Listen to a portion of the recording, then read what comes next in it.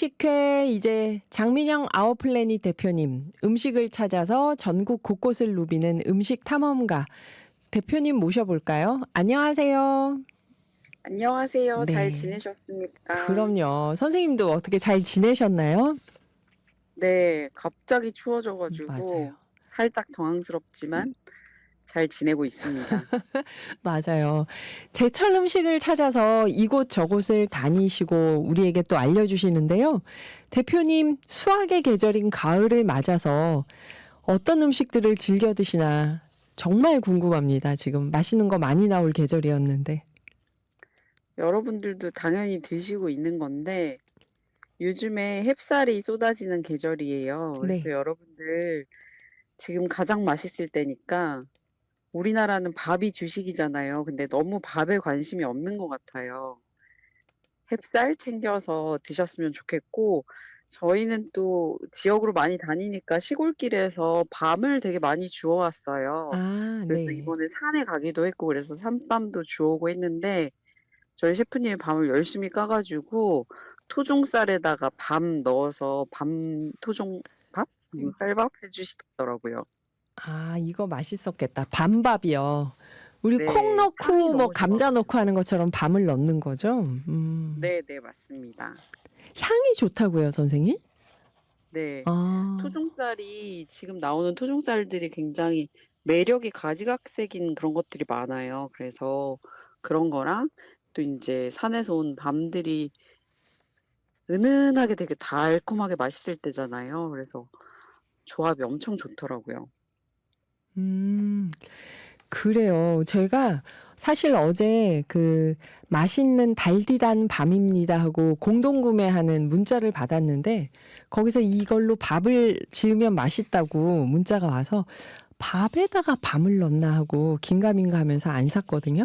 선생님 말씀 듣고 보니까 가서 또 충동 구매를 해야겠습니다. 맞습니다. 예, 3898님이 선생님 쌀 이야기 하시니까 드라마 파친코에서 고향의 쌀맛이라고 여주인공이 눈물 흘리던 장면이 생각납니다. 그러시네요. 이 드라마 보니까 여주인공이 일본으로 이제 시집 가서 일본으로 갈 때 어머니가 부산에서 마지막으로 쌀밥을 지어서 밥을 해줬는데 일본에 도착했는데 거기 가서 아마 그 손윗 동서가 또 환영으로 쌀밥을 해줬던 것 같아요. 그때 막 눈물을 네네. 흘리는 장면이 있던데 장민영 대표님은 그러면은 이때쯤 햅쌀을 드신다 하면은 또 쌀도 여러 종류가 있잖아요. 지역에 따라서 네. 어떤 햅쌀 드시나요? 저는 요즘에 인제 토종쌀을 찾아서 먹고 있는데 되게 재밌는 게 그 친구들이 매력이 진짜 가지각색이거든요. 네. 향이 강한 것도 있고 뭐 씹는 맛이 좀 다른 것도 있고 심지어는 인디카 품종처럼 이렇게 풀풀 날아다니는 쌀도 있고 오, 어떤 것들은 꼭 계량종처럼 그런 단맛이 좋기도 하고 그래서 네. 여러분들도 음식에 따라서 좀 다르게 써 보시면 어떨까. 다음 달에는 아마 토종쌀 이야기를 좀 길게 나눠 봐도 좋겠다라는 생각이 드네요. 네. 선생님 정말, 정말 환영합니다. 이 쌀 얘기. 저희 토종쌀 얘기 그동안 전문가분들이 한 번씩 나와서 한 두 번인가 얘기를 해 주셨는데 세 번 장민영 선생님 버전으로 꼭 듣고 싶어요. 이렇게 맛있는 네. 걸 먹는 소비자 입장에서. 네. 네네. 그래요. 지난 9월에 김해 뒷고기 이야기 해 주셨잖아요.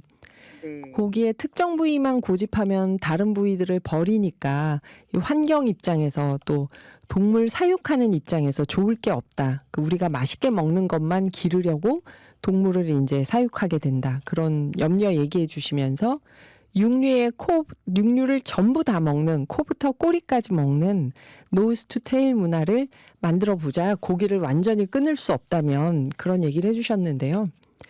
달마다 이렇게 어떤 지역의 산지 음식과 건강한 식문화 이야기 들려주시잖아요. 그 오늘은 어떤 지역의 어떤 음식을 취재하셨는지 궁금한데요. 어디를 다녀오셨나요? 이번에는 지리산 권역 중에서도 구례에 다녀왔어요. 전남 구례요. 네. 그래서 음. 구례에 다녀와 가지고 특히 인제 완전 지리산에서 나고 자란 친구를 따라서 여기저기 야생의 맛을 좀 보고 왔습니다.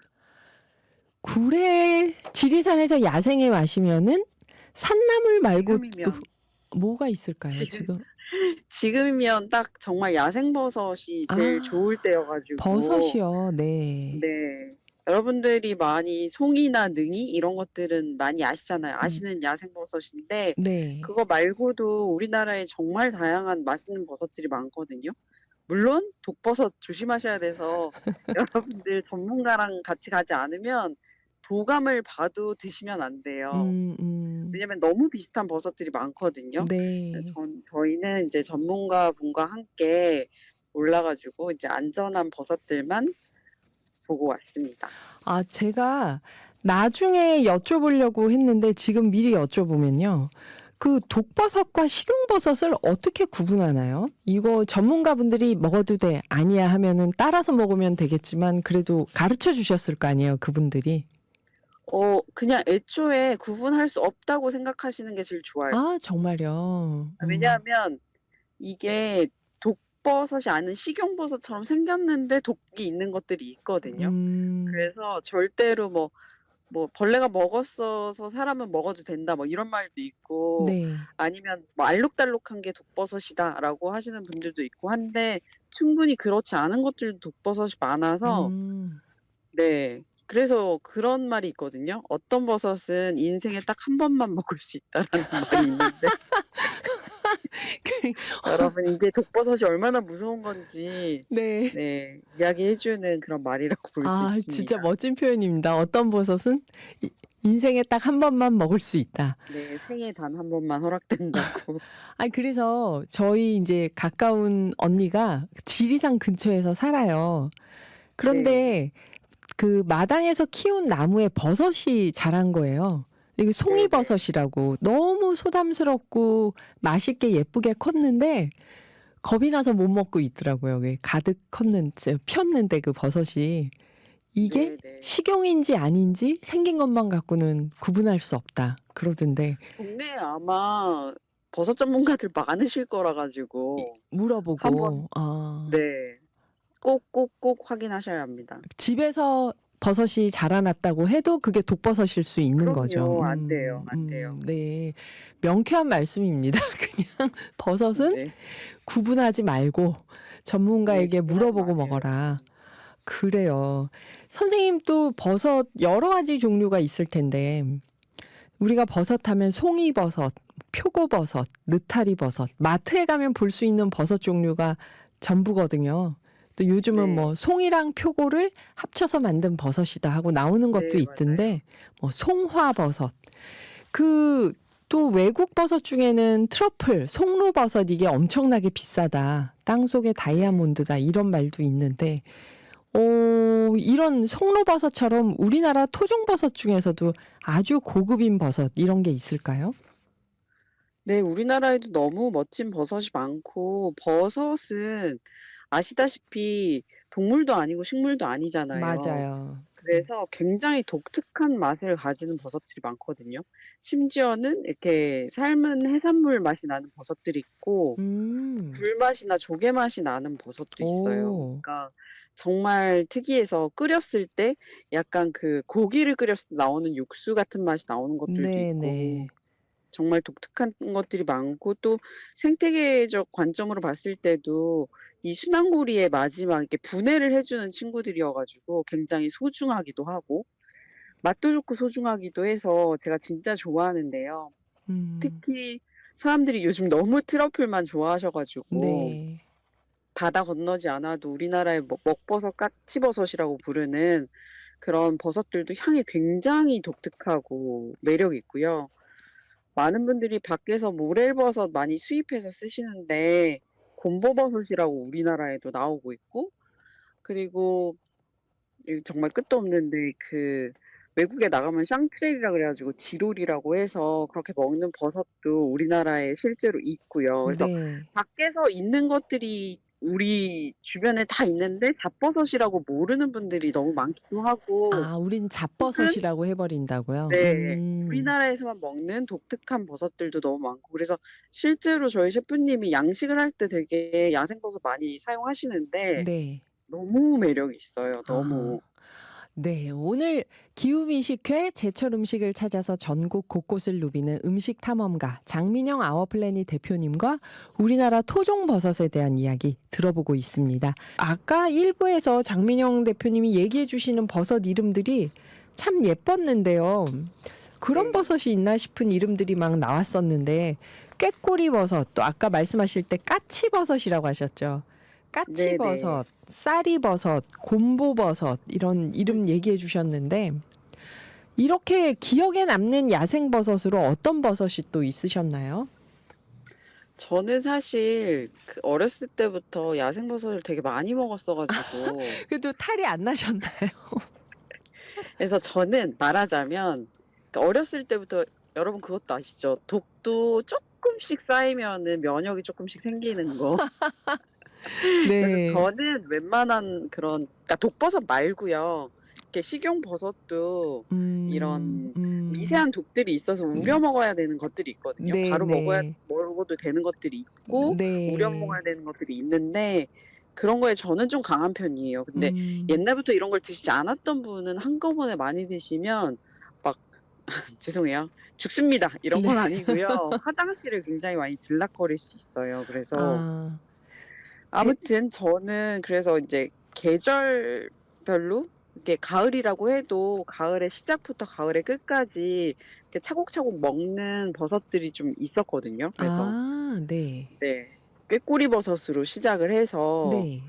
국수버섯, 그 솔버섯이라고 부르는 황금비단 그물버섯, 그리고 가지버섯이라고 하는데요. 민자주방망이 버섯, 그다음에 칡버섯이라고 하는 거, 밀버섯이라고 하는 거 이런 것들 쭉 먹다가 흰 굴뚝버섯을 마지막으로 이제 가을을 떠나 보냅니다. 아, 흰 굴뚝버섯을 마지막으로 버섯 시즌이 끝나는 거군요. 네네. 네. 선생님, 근데 말씀 들으면서 선생님 고향이 거창이라고 그때 그러시지 않았나요? 경남? 네네. 그럼 거창 그 숲속에서 버섯을 어릴 때부터 많이 드셨다는 거죠.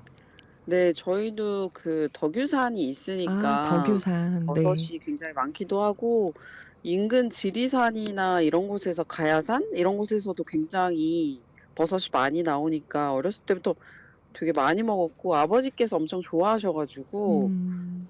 네, 충청도, 강원도에서 오는 버섯들도 그 후로는 먹었던 것 같아요. 그러니까 선생님, 소설가 한강님이 아버지 한승원님의 문제를 이어받았듯이 장민영 대표님도 아버님이 미식가셨네요. 그렇게 곳곳에 있는 버섯을 찾아다가 드실 만큼 그 솔버섯이라고 하셨잖아요. 가지버섯, 칡버섯, 네. 꾀꼬리 버섯부터 흰 굴뚝 버섯까지 요거 한 몇 가지만 어떤 버섯인지 어떤 맛인지 좀 얘기를 해주신다면요. 여러분들이 혹시 시장에서 보신다면 꼭 드셔보셨으면 좋겠는 게 솔버섯인데요, 저는. 솔버섯이요. 네, 솔버섯. 황금비단 그물버섯이라고 해가지고 얘는 식감이 진짜 독특해요. 그래서 네, 어떨까요? 이게 엄청 야들야들하다고 해야 되나? 음. 그래서 이거를 생간버섯이라고도 하세요. 생강버섯이요? 생간처럼 생겼다고. 아, 어떡해. 호들호들한 이 느낌 뭔지 아시겠죠? 네. 아. 그래가지고 근데 그런 맛이 나는 건 아니고 그냥 생긴 거나 모양이 약간 그래서 근데 그래서 굉장히 보들보들하고 매끈해요. 그 젤라틴 같은가요? 그러면? 그런 느낌과는 또 달라요. 음. 그래서 젤라틴보다 더 약간 쫀쫀하고 매끄럽다고 해야 될까요? 음. 그래서 그 버섯을 이제 보통은 동네에서는 그 야생버섯 잡탕찌개에 넣어서 드시는데 네. 저희 셰프님이 이렇게 계란 요리할 때 한번 해주셨거든요.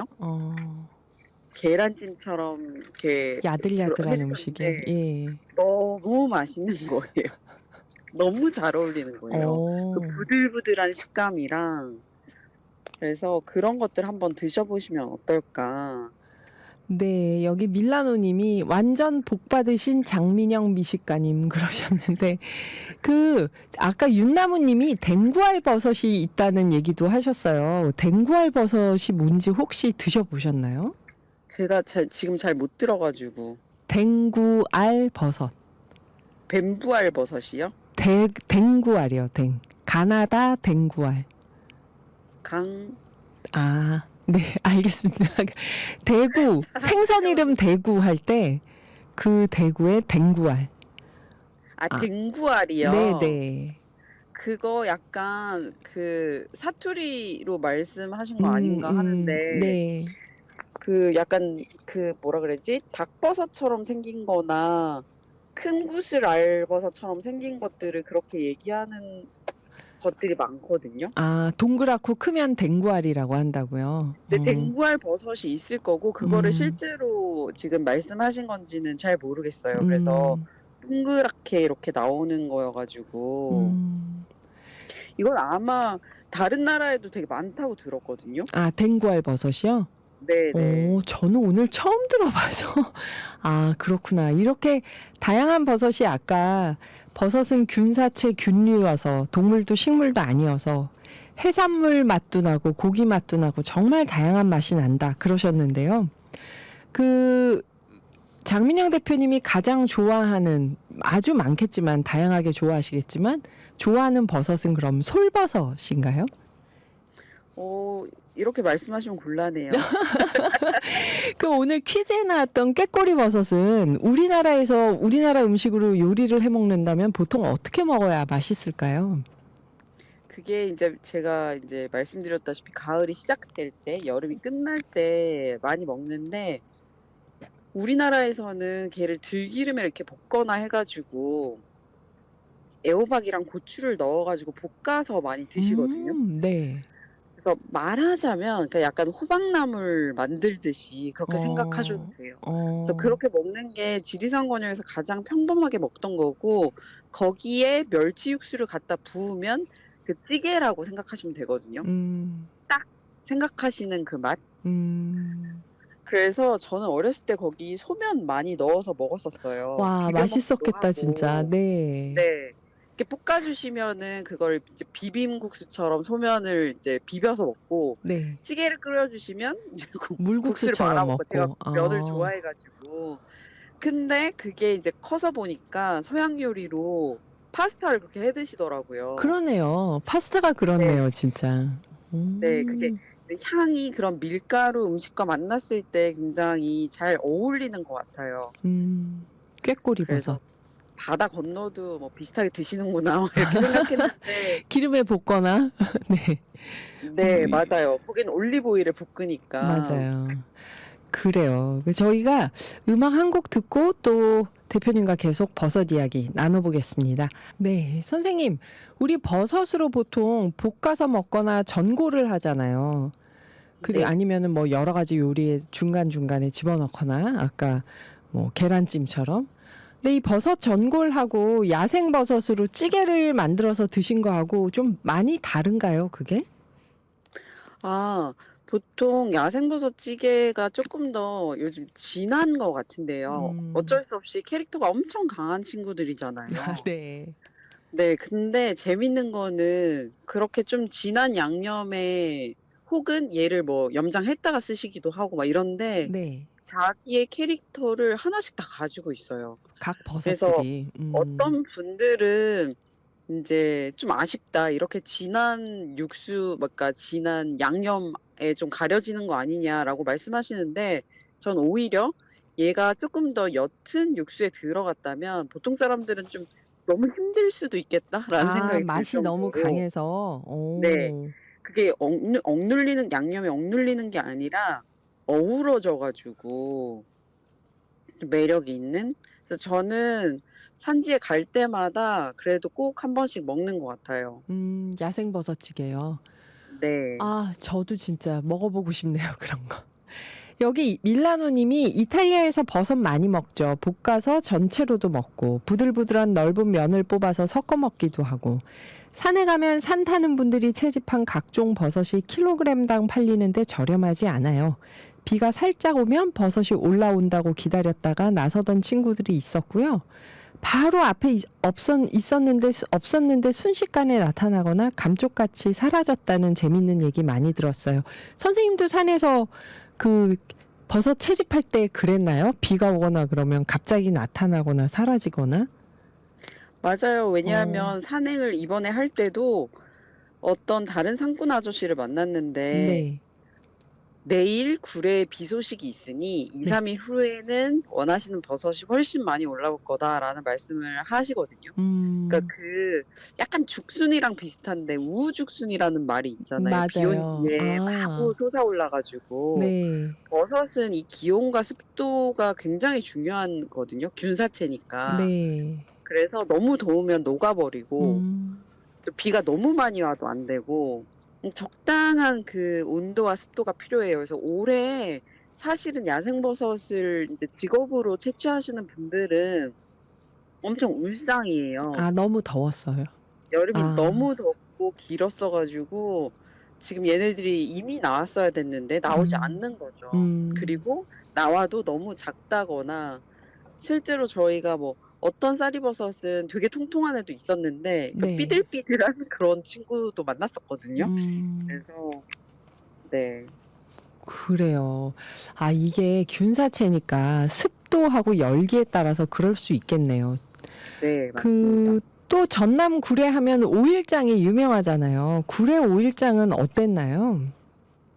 오일장이 진짜 재밌어요. 그래서 여러분들 그 주변에 가시면 이게 3-7장이거든요. 3 일, 7일 이렇게 5 일에 한 번씩 열리는데 네. 주변에 뭐 산도 있고 그리고 바다 여수도 가깝고 하니까 그리고 섬진강도 가깝고 뭐 음음. 산들 바다에서 나오는 막 난리 났어요 정말. 게다가 봄이랑 가을에 특히 먹을 게 터지는 것 같아요. 그래서 아. 엄청 풍요롭더라고요. 그래서 네. 뭐 재배하시는 거든 아니면 야생에서 나오는 거든 엄청 사람들이 많이 가지고 나와 있고 또 요즘에 다른 시장에서는 찾아보기 힘든 뭐 그런 식재료들도 많고 음. 물론 야생버섯도 많이 채취해서 오시고 음. 뭐 꾸찌뽕이나 뭐 돌배 아니면 그 초피 열매 같은 거 이런 음. 것도 채취해서 엄청 많이 가져오시더라고요. 음. 아 진짜 그 일대 지역은 육해공, 산, 들녘, 바다에서 나오는 먹거리가 다 모여 있겠네요 정말. 그래요. 지금이 또 여행하기 제일 좋은 때인데 저희한테 구례에 가면 꼭 가 보거나 먹어 봐야 할 음식을 추천해 주신다면요? 이게 지금 이거는 뭐랄까 언제 가도 맛있을 수 있지만 도토리묵이 너무 맛있을 계절이어 아하. 가지고 도토리묵이요. 음. 네. 저는 그 친구가 저희가 간다고 전날 도토리를 산에 가서 주워 가지고 직접 전분을 만들어서 묵을 써 가지고 줬어요. 너무 황송하게 도토리묵을 대접을 받았는데 음. 요즘에도 이 동네 가면은 직접 묵을 쓰시는 분들이 꽤 계시거든요. 그래서 네. 가시면은 뭐 산채, 버섯 뭐 그리고 도토리묵 이렇게 평소에도 사소하게 먹을 수 있었지만 이 계절에 만나서 굉장히 맛있는 그런 것들 꼭 드셨으면 좋겠어요. 그래서 산에서 나오는 이런 풍요로운 음식들 이 계절에는 드시면 어떨까 음. 추천드리고 싶습니다. 네. 정말 구례에 가 보고 싶어지네요 말씀만 들어도. 5787 님이 "저는 충북 보은 속리사 근처에서 살았는데요. 아버지가 이른 봄에는 오리버섯부터 시작해서 쌀이버섯, 가지버섯, 능이버섯, 늦가을에는 송이버섯까지 참 맛있는 추억이었네요. 아버지 맛이 그립습니다." 그러셨네요. 다들 버섯은 산에 가서 캐와야 되니까 아버지의 맛으로 기억을 하나 봅니다. 선생님도 그렇고 5787 님도 그렇고. 선 그런가 봐요. 예. 선생님 오늘 말씀해 주신 버섯 이름이 너무 많아서 저는 다 기억도 못할 것 같은데 역시 늘 강조하시는 "다양하게 먹어야 종다양성을 지킨다." 이게 버섯도 마찬가지겠죠? 네. 뭐든지 여러분 한눈만 패면 안 됩니다. 그래서 너무 송이, 능이, 뭐 트러플 이런 것만 좋아하지 마시고 쪼끔 눈을 돌려서 '내 입도 즐겁고 생태계에 이렇게 다양한 것들이 존재하는구나.' 이런 것들을 한번 마주하기도 하고 그렇게 보내는 가을이 되셨으면 좋겠다는 생각을 해 봤어요. 네. 오늘 장민영 아워플래닛 대표님과 전남 구례로 버섯 여행 다녀온 기분인데요. 다음번에도 또 직접 가셔서 보고 듣고 느끼신 경험하신 맛있는 이야기 부탁드리겠습니다. 감사합니다, 선생님. 네 감사합니다.